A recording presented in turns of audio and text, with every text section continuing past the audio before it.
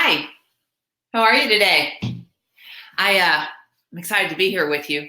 I'm Daphne Smith, and I actually typed up some notes because I think this is really an important awareness to have in life.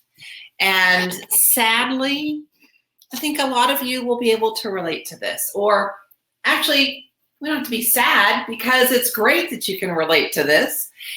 I've got some ideas for you. So here's my question.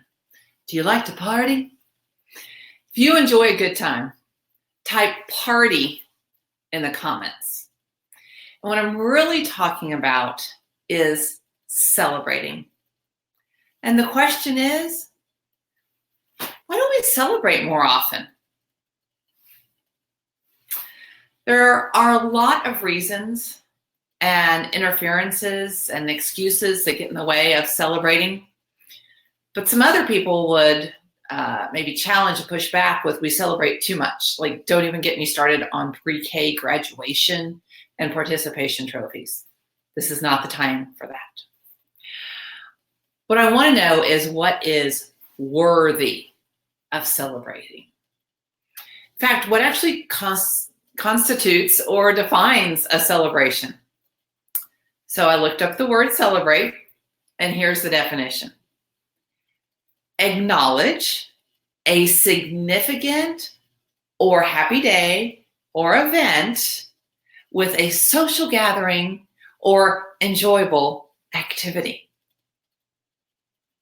So if that's the criteria for celebrating, I think we've just been given permission to celebrate more often.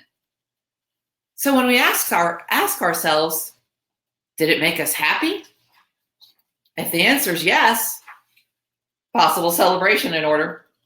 Was it a special event? How about a significant event? If that answer is yes to any of those questions, you've got your answer. It's worthy of celebrating. However, how do you celebrate? What does it require? Does it require something be monumental according to your definition of celebrating? Is it something that could be perhaps a regular occurrence? Let me also throw out there what constitutes a celebration. Not only what is worthy of celebrating, but how do you define a celebration? There used to be a show on cable, dating myself, MTV. It was like My Super Sweet 16 or something like that. And parents would have these outlandish, like 6-figure birthday parties for their 16-year-old daughters. In my opinion, that's a little over the top when it comes to celebrating. Okay, yes, turning 16 is significant. What they were doing was an extreme. So maybe that's turned some of us off to celebrating every little thing. We take most of life to extremes in our times. It's ultimately your call. It's your decision about is something worthy of celebrating and how are you going to celebrate? So recently, my book, What's Your Scarlet Letter? Recognize Your Hurts, Release Your Shame, and Reclaim Your Voice, turned 1. Yes, it had a little book birthday, so I bought it a treat, and I'm going to throw it away after this recording. This will not go in my mouth. But let me tell you, that was significant for me. It may mean nothing else to anyone else on this planet. However, it was a special event to me, and it was worthy of recognizing. It might have been important to my mom, but do you see what I'm saying? It's really ultimately up to us to decide, is something worthy of celebrating? How am I going to celebrate it? And when am I going to take the time to celebrate it? It's so easy to fall into the comparison trap and say, well, I still have this much farther to go, or look at so-and-so, and we don't measure up to their success, or it didn't turn out exactly as I planned. Those are just excuses. Those are just limiting beliefs, lies that exist in between here and here in your gray matter that need to be adjusted.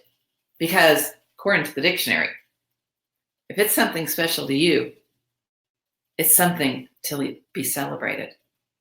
So when we look at the purest form of celebrating, I dare say you've got reason to celebrate today.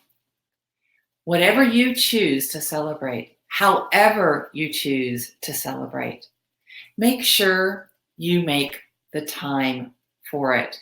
In fact, I'd love to know one thing that you want to celebrate. I want to know what it is, how you're going to do it, and when you're going to do it. You know, it doesn't have to be extravagant. It could be simply a pat on the back. Maybe it's a prayer of gratitude. Maybe it's a moment of silence. Maybe it's treating yourself to your favorite beverage. It doesn't have to be grandiose. But if it's important to you and it's special to you, then it's worthy of celebrating.